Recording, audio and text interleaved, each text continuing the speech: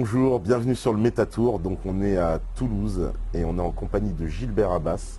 Donc bonjour Gilbert. Oui, bonjour Patrick. Donc Gilbert, toi tu es un ancien officier des renseignements généraux.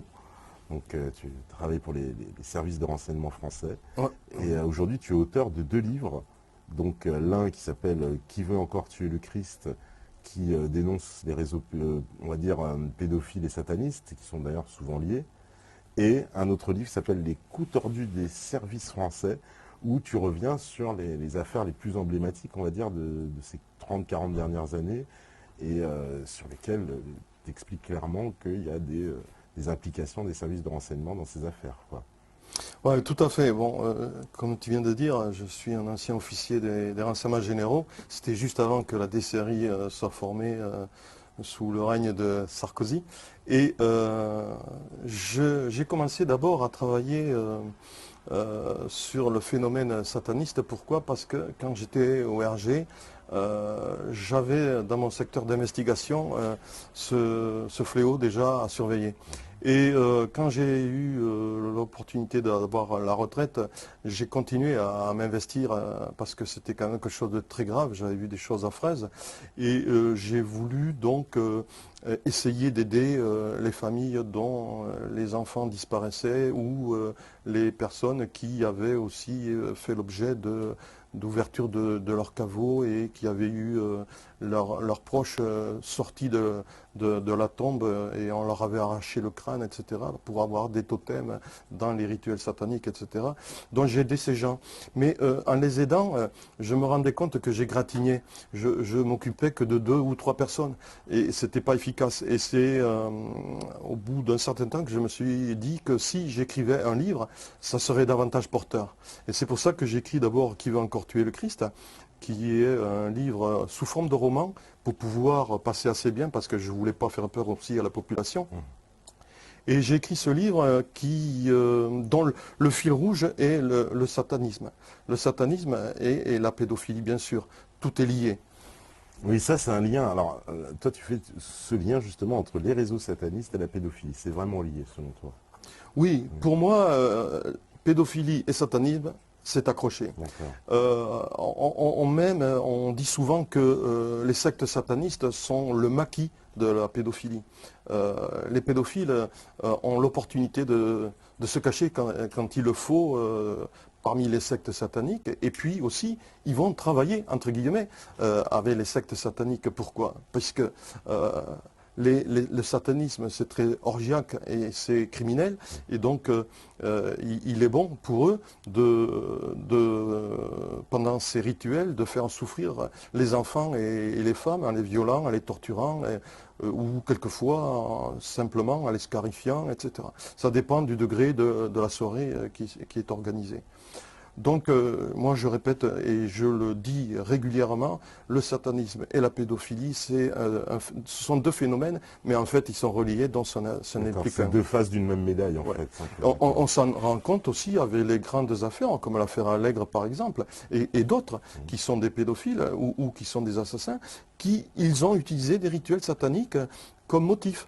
Et ils avaient l'opportunité de faire venir des gens, bien sûr, en récupérant pas mal d'argent, mais ils ont utilisé en fond des rituels sataniques. Et toi, est-ce que tu peux nous confirmer donc qu'il y a bien des protections policières, judiciaires, parce que ces affaires n'arrivent jamais vraiment à aboutir? Il est clair déjà, d'une part, que le satanisme n'a rien de folklorique. C'est un phénomène qui est très clandestin. Pourquoi il est clandestin? C'est parce qu'il est violent et que quelquefois il peut être même criminel. Donc, en agissant dans la clandestinité, il est très difficile de travailler à ciel ouvert. On est obligé de travailler en étant policier, avec des écoutes, avec des informateurs et avec des moyens sophistiqués. Et il faut savoir aussi qu'il n'y a pas que ça à faire, malheureusement. Et donc il est quelquefois pas possible de suivre toutes les sectes. Il faut savoir que les sectes les plus dangereuses, ce sont les sectes qui sont les plus petites, parce qu'elles sont mobiles. Et il nous est arrivé parfois d'avoir repéré certaines sectes, et quand on y revenait le lendemain, eh bien, elles n'étaient plus là parce qu'elles avaient senti qu'elles étaient fliquées. Et donc, ce sont ceux-là les plus dangereuses. Ce sont celles qui sont mobiles et qui peuvent beaucoup bouger. Celles où il y a beaucoup de monde, non, elles sont nettement moins dangereuses. Elles sont manipulées par des gourous qui veulent faire de l'argent, point c'est tout. D'accord. Parce que quand on tombe dans cette notion, on a tous, voilà, je veux dire, eu vent de ces affaires comme l'affaire Chorale, par exemple, Oui, donc, où on a parlé de personnalités impliquées, c'est-à-dire oui. à très haut niveau. Il semble que ces réseaux bénéficient quand même d'une espèce d'impunité en France. Oui, il est aussi important de savoir que ces sectes sont plus ou moins chapeautées par un système mafieux.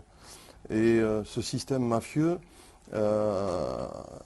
a phagocyté ces sectes parce qu'ils ont trouvé chez ces sectes le moyen de faire de l'argent. On a tous entendu parler des snuff movies, bien Bien sûr, que ouais. souvent on en fait un déni. Mais moi, à l'occasion d'une vidéo que j'ai faite, je démontre que les snuff movies existent, hein, et je donne même le nom d'une personne qui a participé à des snuff movies.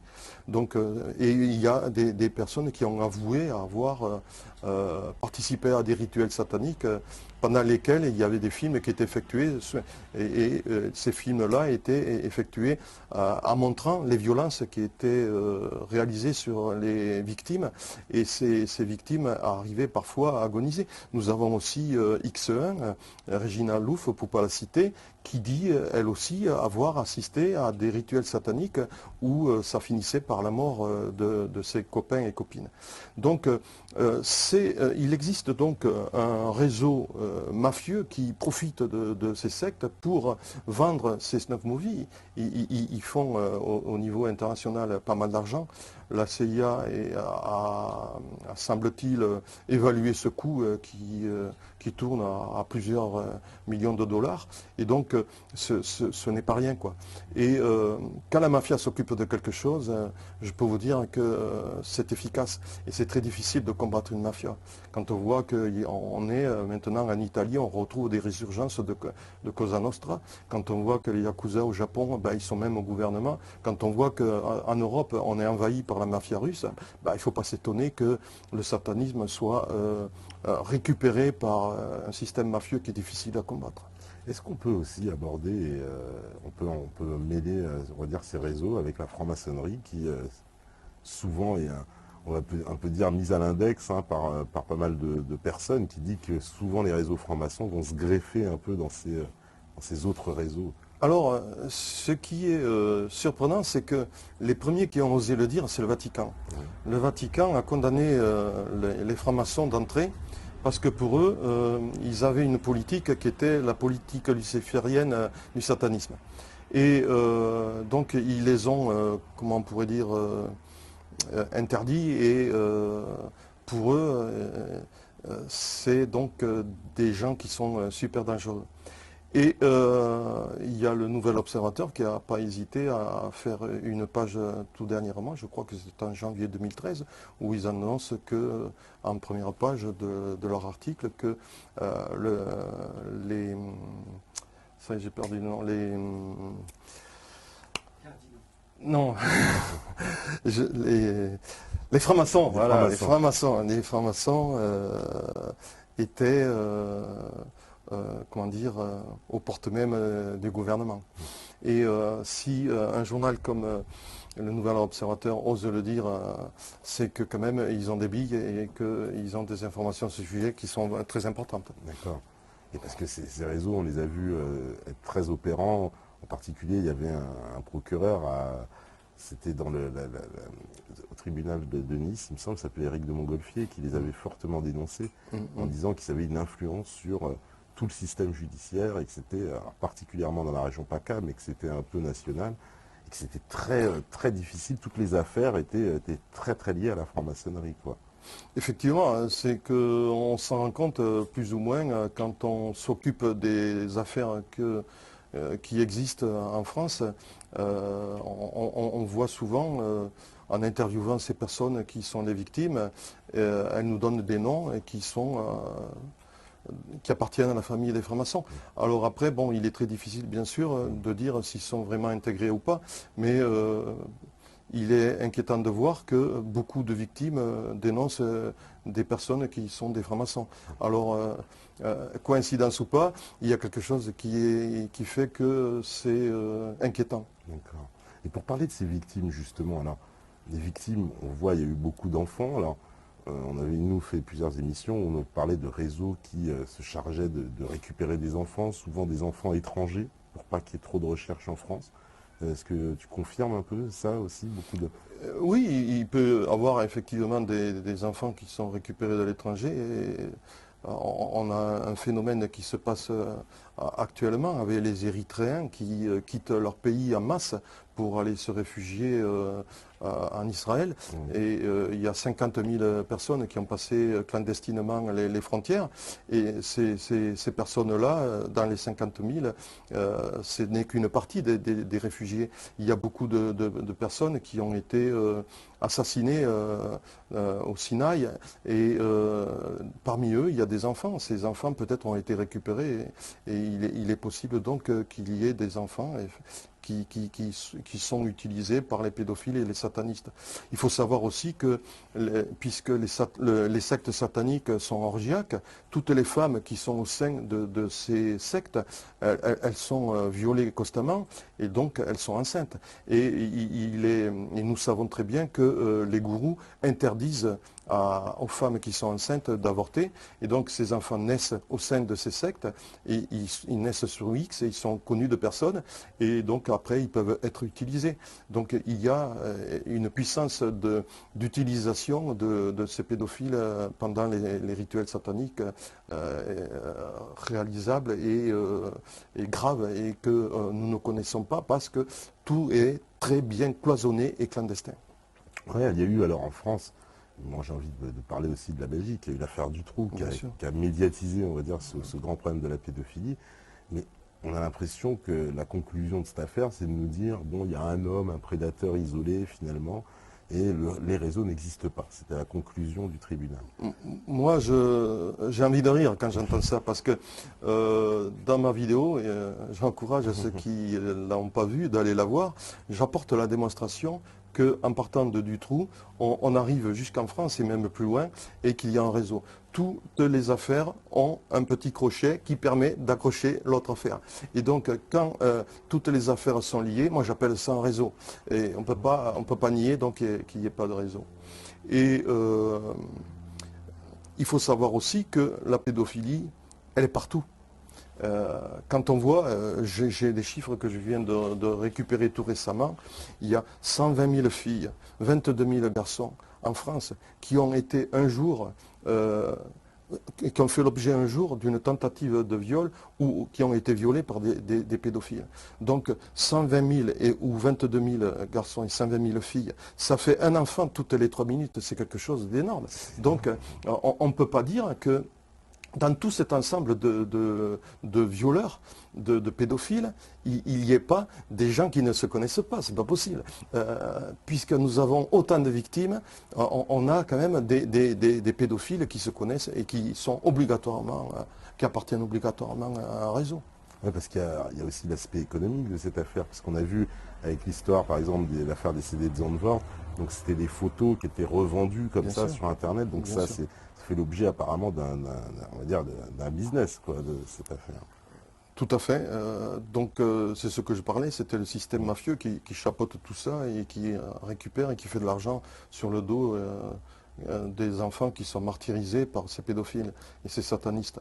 Donc c'est vrai, moi je suis persuadé que ça existe.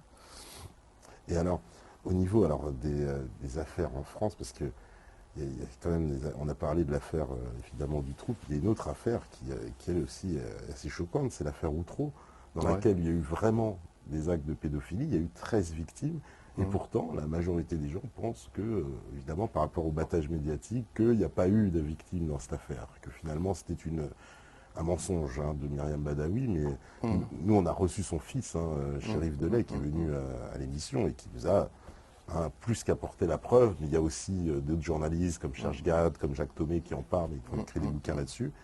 Donc cette affaire, on nous a menti sur l'affaire Dutroux aussi. Mais l'affaire va rebondir. L'affaire, pardon, Outreau. Ouais, elle va rebondir parce qu'elle va repasser au tribunal. Donc on va peut-être se régaler, on va peut-être apprendre des choses, on va peut-être crever l'abcès. Et moi c'est ce que j'attends. Parce que effectivement, ça a été le plus grand scandale qu'il y a eu en France, cette affaire-là. Et elle a démoli des familles entières, elle a démoli même un magistrat. Et puis il faut savoir aussi que si elle rebondit pas pour rien, c'est qu'il y a quelque chose derrière. Et moi je suis content qu'elle reparte à zéro et qu'on puisse savoir enfin la vérité sur ce scandale et sur cette affaire déplorable. Ouais, parce que ce dossier, il est véritablement scandaleux, quoi. Les victimes n'ont même pas on ne reconnaît pas vraiment leur statut de victime, et apparemment elles ont touché beaucoup moins d'argent que les acquittés qui, eux, ont touché énormément d'argent alors ils ont été reconnus par les victimes comme ayant participé. Ouais. Malheureusement, c'est toujours le cas. Les victimes sont toujours oubliées, on fait de l'argent et puis ce sont les autres qui récupèrent l'argent. Ce sont toujours les mêmes qui souffrent et ce sont toujours les autres qui récupèrent le fric. Donc espérons que cette affaire qui va rebondir nous permettra de savoir pas mal de choses et que on pourra connaître des vérités qu'on soupçonne mais qu'on ne peut pas trop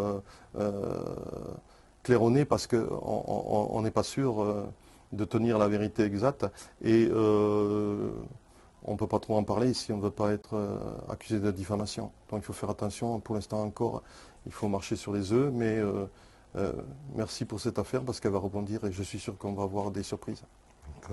Alors ici à Toulouse même, il y a la fameuse affaire Allègre, qui est hautement célèbre puisqu'il semble qu'elle impliquait un certain nombre de hautes personnalités. On sait qu'il y a le nom de Dominique Baudis à l'époque qui avait été mentionné par les prostituées elles-mêmes, puis qui s'était rétracté. Puis il y a eu Allègre lui-même qui est mort dans des conditions un peu... Enfin, on peut toujours comploter, mais c'est un peu bizarre qu'il n'y ait pas eu de procès finalement dans cette affaire. On n'est pas arrivé jusqu'au procès. Oui, l'affaire Allègre a été une affaire pour laquelle nous n'avons pas travaillé aux renseignements généraux et donc je ne la connais que par oui dire.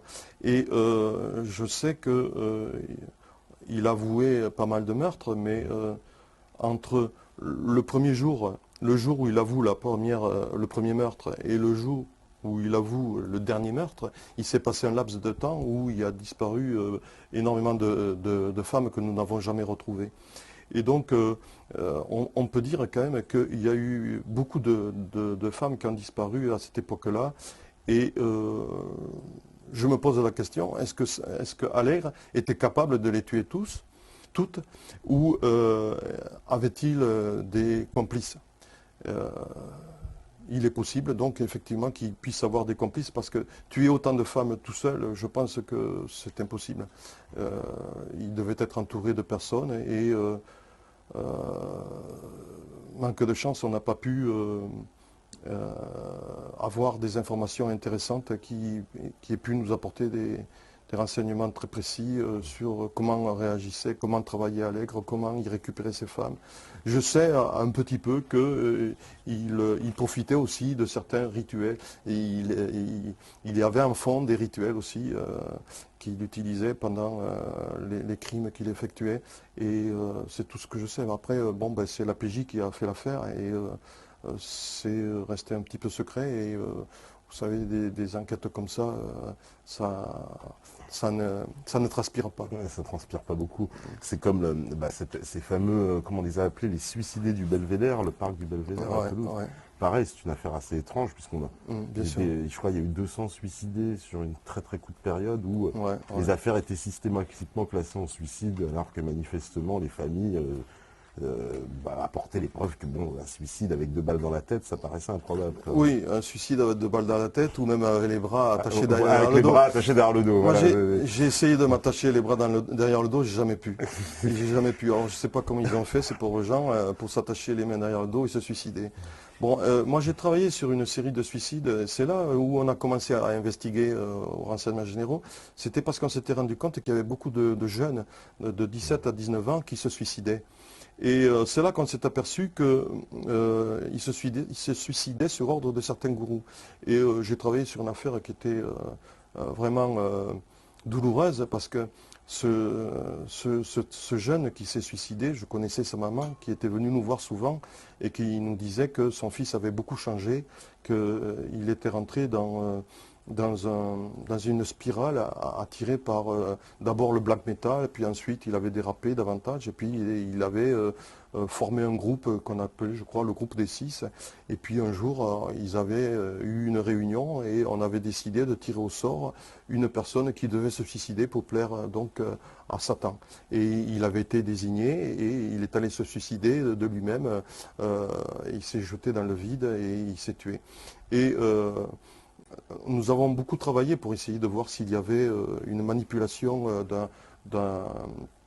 d'une personne derrière qui n'était pas un jeune, qui était un gourou, et on n'est pas parvenu à avoir des informations intéressantes, et malheureusement ça a été juste au moment où je partais à la retraite et j'ai pas pu continuer l'enquête, et j'en suis même très malheureux parce que j'aurais aimé résoudre cette affaire.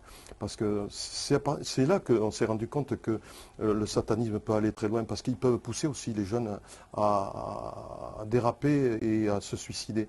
Et quand on se suicide pour Satan, c'est qu'il y a des gens qui manipulent derrière. C'est pas possible, on ne peut pas le faire de soi-même. Il y a des personnes adultes qui sont là derrière et qui manipulent tous ces enfants et tous ces jeunes. Et qu'est-ce qu'il en est en France alors, je ne me rappelle plus du chiffre exact, mais il me semble qu'il y a 20 000 disparitions d'enfants par an. Ça, c'est un chiffre exact. Alors, moi, je n'ai pas ces chiffres-là. Et je n'ai pas aussi les chiffres réels, parce qu'on n'en dispose pas malheureusement pour l'instant. Il n'existe pas de fichier, hein. Tu peux confirmer ça? Il paraît qu'il n'y a pas de fichier des enfants disparus, on m'a dit. Il y a un suivi des disparitions. Mais après, il faut voir que dans les disparitions, il y en a beaucoup qui sont retrouvés. Puis il y a les disparitions qui sont inquiétantes. Et c'est à partir de là que le chiffre réduit considérablement. Après, il ne faut pas faire d'erreur entre disparition inquiétante et disparition totale. D'accord.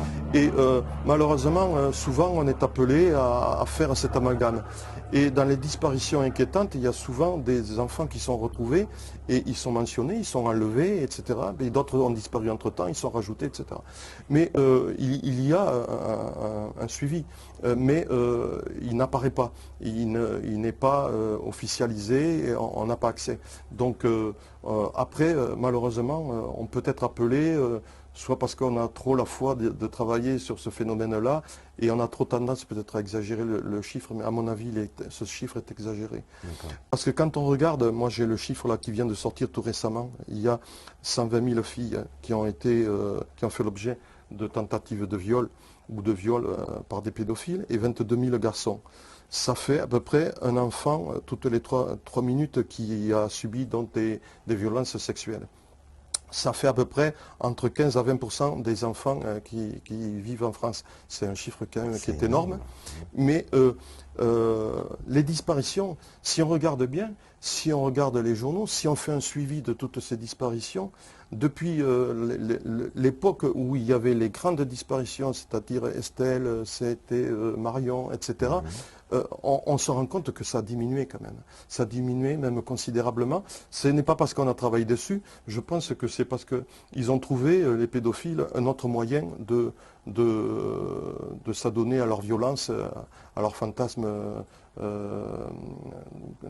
pathologique. Et je crois qu'ils ont trouvé des victimes ailleurs. Et il faut faire attention à ce chiffre. Et ce que je dis souvent, il faut être méfiant. Parce que si on veut rester crédible, il faut annoncer des chiffres qui sont sérieux. Et là, pour l'instant, moi, je crois qu'ils sont un peu gonflés et qu'il faut faire attention. Il faut se débrouiller déjà, essayer d'avoir les vrais chiffres. Et après, on pourra tirer des conclusions très efficaces. Pour l'instant, on ne les a pas, ces chiffres. On suppute. Et malheureusement, on peut peut-être se tromper. C'est ça, il faut être très méfiant là-dessus. Est-ce qu'on a déjà retrouvé justement des enfants disparus et qui, justement, une fois qu'on les a retrouvés, ont témoigné, ont pu apporter un témoignage sur ce qui leur était arrivé? Moi, à ma connaissance, on n'a jamais retrouvé d'enfants disparus, D'accord. à ma connaissance. Par contre, j'ai su que s'il disparaît à peu près une dizaine d'enfants, régulièrement, on trouvait après une dizaine de corps et de cadavres. Ah, Et ces cadavres sont découverts dans des endroits pratiquement inaccessibles, c'est-à-dire dans des communes qui se trouvent dans les Pyrénées ou dans les Alpes. Ce sont des tout petits villages où il y a 3 ou 4 maisons et où le maire n'a pas les moyens financiers de faire des tests ADN pour identifier les enfants et où il transmet l'affaire aux petites gendarmeries et qui transmettent eux aussi le dossier. Ça va ça fait de saut en saut en saut et puis on ne sait jamais s'il y a eu des tests ADN. Mais ce qu'on se rend compte, et moi j'ai interviewé une fois un maire qui était placé dans ce cas-là, et il m'a dit, ben, moi je ne peux pas faire des tests ADN. Moi, je me suis retrouvé avec sur le dos le corps de cet enfant. Ben, ce que j'ai fait, je l'ai enterré sous X dans une fosse commune. c'est Donc, extraordinaire. C'est-à-dire que c'est à la mairie de payer un test ADN. non, c'est pas obligatoirement à la mairie de payer les tests ADN. Déjà, il faut savoir que un test ADN ne se fait pas systématiquement. Après, bon, ben, ce sont ceux qui font les investigations et le parquet qui décidera, selon l'importance de l'affaire, de faire des tests ADN ou pas. Mais systématiquement, c'est pas obligatoirement que ça puisse se faire. Voilà. Donc, si ça se fait pas, ben, le cadavre sera enterré sous X dans une Donc en fosse commune. France, en gros, on peut retrouver un enfant dans une commune et puis il finit à la fosse commune sans qu'il y ait d'enquête, sans qu'il y ait rien. Ça peut se produire. Ça paraît complètement surréaliste. Personne ne verrait Ça peut se produire. Maintenant, je ne dis pas que c'est systématique. Oui, loin c'est de pas là. systématique. Le Non, mais travail- rien que penser le que ça tra- puisse se produire, Mais ça reste quand même très étonnant. Ça peut se produire. Ouais, ouais. Ça peut se produire. Et c'est pour ça que moi, j'ai même fait une pétition il y a quelque temps où je demandais à ce qu'il y ait, chaque fois qu'un enfant, le cadavre d'un enfant est découvert, qu'il y ait systématiquement des tests ADN sur le cadavre pour essayer de l'identifier. Et j'avais demandé dans cette pétition beaucoup de choses. J'avais demandé aussi que la prescription soit rallongée ou totalement enlevée. Là, j'ai le plaisir de me rendre compte qu'ils ont élargi la prescription de 10 ans à partir de la majorité. Il faut savoir, hein, toujours, c'est à partir de la majorité. Hein. C'est passé de 20 ans à 30 ans. Donc, on peut intervenir encore sur des cas dont l'affaire s'est passée il y a 38 ans. Et c'est intéressant. Et mais il faut savoir aussi que celui qui a été violé par des pédophiles se rend compte qu'il a été violé que bien au-delà de la date où les méfaits se sont produits. Pourquoi? Parce qu'il y a une certaine amnésie qui se produit. Il a été fait un sondage sur ces victimes et on s'est rendu compte qu'il y avait 60% des victimes qui subissaient une amnésie pas totale, mais assez importante, et 40% par contre qui faisaient une amnésie totale. Et quelquefois, ils vivent des flashs, et puis ces flashs s'agrandissent, mais ils n'arrivent à retrouver la mémoire qu'au bout de 10, 12, 13 ou 14 ou 15 ou 16 ans. Donc la prescription, après, puisqu'elle est de 20 ans, on n'avait plus que 4 ans pour jouer. Donc c'était et puis après, comment réussir à prouver au bout de tant de temps de passé un acte pédophile quand il n'y a plus aucune trace sur la personne puisqu'il est passé autant de temps, il est passé des années et des années. C'est la parole de la victime contre la parole du bourreau. Et donc après, c'est une bagarre d'avocats et c'est aussi un travail très long des policiers et des gendarmes qui font les investigations. Et là, je me suis rendu compte dans les chiffres que j'ai, et bien sûr toutes ces personnes qui ont été touchées par des actes pédophiles, il n'y a que 1,5% de personnes qui ont été condamnées. 1,5% de personnes qui ont été condamnées. C'est très petit. Et c'est dû donc à ce phénomène qui est difficile à prouver. Il est très difficile à prouver. Et finalement, il y a très peu de condamnations dans ces affaires. 1,5% des viols. C'est extrêmement peu. Les autres sont classés, les plaintes sont sans suite, ce sont des non-lieux, ou alors ils sont déqualifiés en agression ou en atteinte sexuelle et sont correctionnalisés. Elles ne vont pas aux assises. Et si un pédophile on n'arrive pas à prouver que ce pédophile, si on n'a pas toutes les preuves, il n'aura pas le viol, il y aura simplement un attouchement, ou ça sera donc correctionnalisé, il va faire quelques mois ou 1 an ou 2 ans de prison au lieu d'en prendre une dizaine, quoi, ce qui prendrait aux assises. C'est pour ça que nous avons un petit chiffre de résultats, de condamnation de tous ces enfants qui malheureusement subissent toutes ces violences sexuelles. Cette violence. Alors, les enfants, souvent, alors on a parlé des enfants étrangers qui sont amenés dans les réseaux, et qu'en est-il des Français? C'est quoi? C'est leurs parents qui sont complices? Comment ça se passe pour que les enfants puissent... Alors on a parlé, oui, des enfants des sous-IC dont on n'a pas connaissance, bon d'accord, ceux-là, effectivement, on ne sait même pas qu'ils existent, mais il y en a d'autres, on sait, et comment ils arrivent jusqu'à là? C'est les parents, souvent, qui sont complices? Alors là, moi, j'ai pas vécu ces affaires-là. Je n'ai pas de preuves non plus. Mais j'ai entendu effectivement que certains parents vendaient leurs enfants pour être récupérés par des pédophiles pendant des sectes sataniques. Et si c'est exact, c'est vraiment très grave. Et j'espère qu'il n'y en a pas beaucoup et que c'est très minime. Mais j'ai entendu parler effectivement et je ne peux pas trop moi en parler parce que là je n'ai pas d'épreuves à apporter et je veux pas. Moi je suis toujours habitué en étant ancien flic de ne parler de choses que j'ai vécues vraiment et qui sont certaines à 100%. D'accord. Et alors parce que ça c'est très très inquiétant. On a vu aussi qu'il y avait donc des affaires par rapport aux foyers d'enfants, que c'était souvent des lieux en fait qui permettaient, on va dire, ce sont des nids d'enfants si j'ose dire, et très facilement on vient puiser dans les profils. Alors ce qu'on m'expliquait, qu'on ciblait les enfants dont les parents étaient les plus fragiles socialement ou psychologiquement, puisque justement ces enfants souvent se retrouvaient dans des foyers, donc eux-mêmes dans des situations sociales compliquées. Et les enfants dont les parents sont plus faibles étaient les victimes de choix pour ces prédateurs qui vont dans les foyers apparemment, qui sont devenus des espèces de supermarchés d'enfants, quoi. C'est un peu comme ça qu'on me les a présentés, quoi.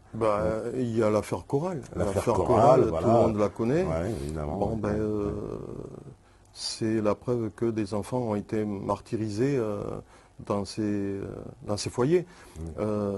Après, bon... Je rappelle Roger Hollande qui avait dénoncé violemment, justement... Oui.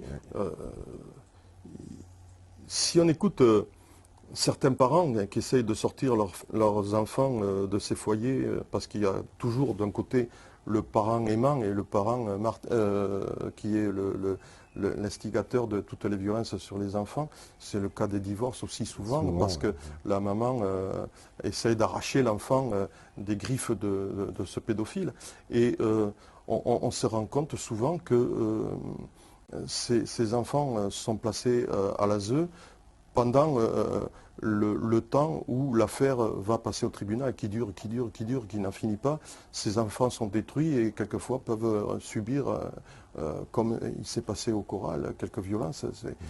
Il suffit de regarder les journaux parfois et moi j'ai vu encore, je ne me souviens pas, j'ai pas de mémoire, mais j'ai su lire une fois sur les journaux qu'il y avait eu des violences effectuées dans ces foyers. On a l'exemple du foyer de Sucy-en-Brie, où on nous a parlé. Oui, je l'ai lu, ça, celui-là aussi. Donc, si nous avons des exemples dans certains foyers, je me pose la question, est-ce que ça peut se passer aussi dans d'autres et que ça se sait ou ça ne se sait pas? Voilà. Donc, la question, c'est celle que nous pouvons nous poser. Et bon, j'espère que ce n'est pas le cas, mais malheureusement, si on écoute des parents, il y a quelquefois des parents qui nous disent qu'ils ont beaucoup de soupçons. Et aussi, alors on nous a parlé beaucoup aussi de certaines associations. Alors en particulier, ça c'est notre ami Max de Wanted Pédo qui nous en a beaucoup parlé, des associations qui portent des noms de couleurs, genre hein, l'océan bleu, etc. Et que c'était un signe d'identification pour justement des associations qui cachaient en fait des réseaux pédophiles par derrière. Je ne sais pas si tu as entendu parler de ça aussi. J'en ai entendu parler sur le net, Ouais, où il y a un certain logo bleu ou voilà, logo rose qui donne des informations ou des pistes pour ces prédateurs. Et là, j'ai pas plus, tu n'as pas plus d'infos j'ai pas là-dessus. plus d'informations. D'accord. Mais effectivement, ces logos ont apparemment existé, existent toujours, et puisqu'on les voit circuler sur le net. Quand on est à l'affût, quand on cherche, comme je le fais moi, euh, j'ai Oui, vu oui, ça sur le net. Bien sûr, après, toute la population n'est pas au courant et donc ne sait pas. Il faut savoir que moi, je m'en rends compte dans les week-ends où je me déplace pour proposer mes livres et discuter avec la population, c'est que malheureusement, la population, quand elle n'est pas concernée, elle n'est pas intéressée. Et c'est là où le bas blesse, parce qu'on a l'impression quelquefois de se battre contre des moulins à vent et de ne pas être assez efficace. Et moi, ce que je dis à tout le monde, chaque fois que j'ai la possibilité de le dire, on a tous des enfants, on a tous des petits-enfants. Et des prédateurs, il y en a partout. Donc il faut faire super attention. C'est comme le cancer, ça peut nous tomber sur le dos d'une famille sans qu'on s'y attende.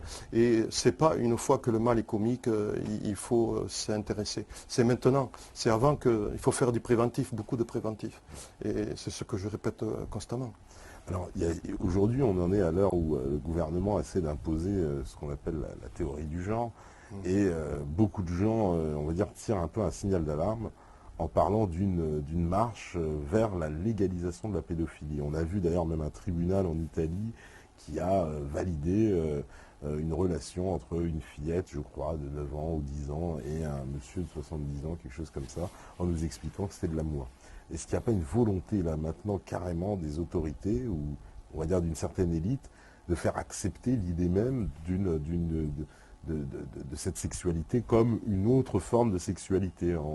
C'est un peu d'ailleurs l'idée qu'avait défendu Maître Lévy dans une émission sur France 2 en nous expliquant que finalement la pédophilie était une sexualité comme une autre. Il y a moins de... Moi, je trouve que il y a moins de prosélytisme qu'il y a quelques années. Euh, c'est pas possible qu'on puisse en arriver là. Parce qu'il y a quand même derrière des gens comme vous, comme moi et comme bien de nombreux militants nous sommes à l'affût de tout ça et nous allons le dénoncer violemment. On ne peut pas admettre que de légaliser la pédophilie, c'est un acte contre nature. On ne peut pas. L'enfant qui a 7, 8 ou 9 ans ne participe pas volontairement à cet acte pédophile. Et il ne sait même pas que ça peut être un début d'acte d'amour, c'est pas possible. Il y a une violence qui est exercée. C'est pas un acte d'amour, c'est une violence, c'est une agression.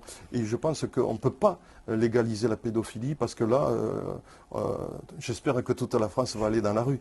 On ne peut pas accepter ça, c'est contre nature, c'est impossible. Et je me battrai pour que ça ne se fasse pas. Et je pense qu'on sera très très nombreux à se battre pour que ça ne se fasse pas. On avait dit aussi qu'on devait baisser la majorité. Oui, Mais, ça faisait partie de ce genre de mesures. Ouais. Bien sûr, il n'y a pas de fumée sans feu, mais j'espère que ça aussi, ça ne se fera pas. Déjà 15 ans, moi je trouve que c'est déjà assez bas. Oui, c'est 15 ans la majorité sexuelle c'est en 15 France. ans. Hein, Moi je trouve que c'est assez bas, parce que maintenant les enfants sont plus assistés qu'avant, et les jeunes sont donc plus vulnérables qu'avant. Moi, de mon âge, on était élevé à la dure hein, et on savait se défendre. Maintenant, les jeunes, ils sont plus vulnérables. Et c'est pour ça que c'est pas possible qu'on arrive à ça. Ça serait une révolution.